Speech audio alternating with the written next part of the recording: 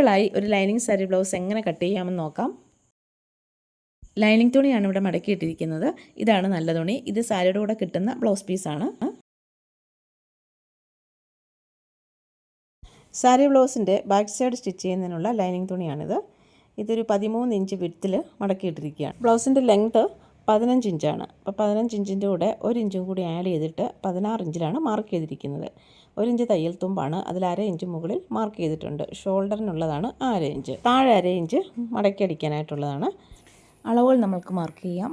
Shoulder 5.5 ഇഞ്ചിലാണ് mark ചെയ്യുന്നത്. 5.5 inch shoulder mark ചെയ്തതിന് ശേഷം അവിടുന്ന് താഴേക്ക് 5.5 ഇഞ്ചിൽ ആം ഹോൾ ലെങ്ത് മാർക്ക് ചെയ്യുകയാണ്.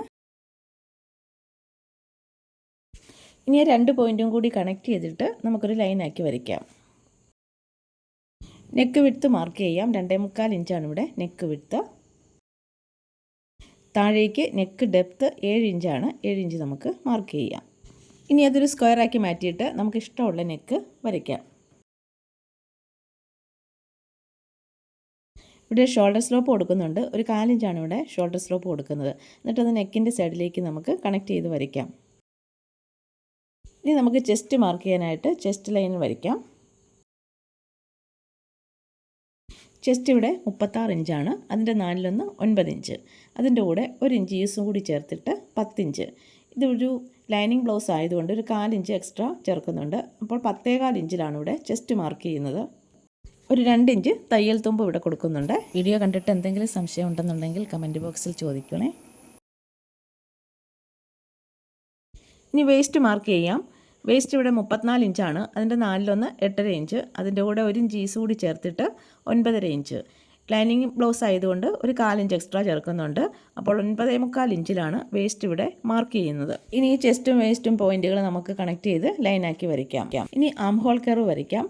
അതിനായിട്ട് ഈ 2 ലൈനും കൂടി ചേരുന്ന ആ പോയിന്റിൽ ടേപ്പ് വെച്ചിട്ട് 1.5 ഇഞ്ചിലൊരു പോയിന്റ് മാർക്ക് ചെയ്യുക.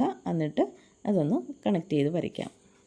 ഇനി ഷോൾഡർ സ്ലോപ്പ് വരച്ചതിന് താഴെ ടേപ്പ് വെച്ചിട്ട് ആം ഹോൾ ലൈനിൻ്റെ ലെങ്തിൻ്റെ പകുതി മാർക്ക് ചെയ്യുക.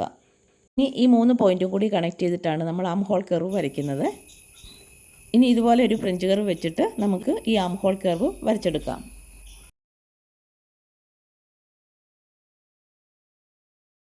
ഇനി ഇവിടെ തയ്യൽ തുമ്പ് കൊടുക്കാം. 1/2 ഇഞ്ചാണ് ഇവിടെ തയ്യൽ തുമ്പ് കൊടുക്കുന്നത്. ബാക്ക് നെക്ക് ഒന്ന് വരച്ചെടുക്കാം. ഇതൊരു വീനക്കാണ് വരയ്ക്കുന്നത്. നെക്കിനൊരു 1/4 ഇഞ്ച് മാർജിൻ കൊടുക്കാം.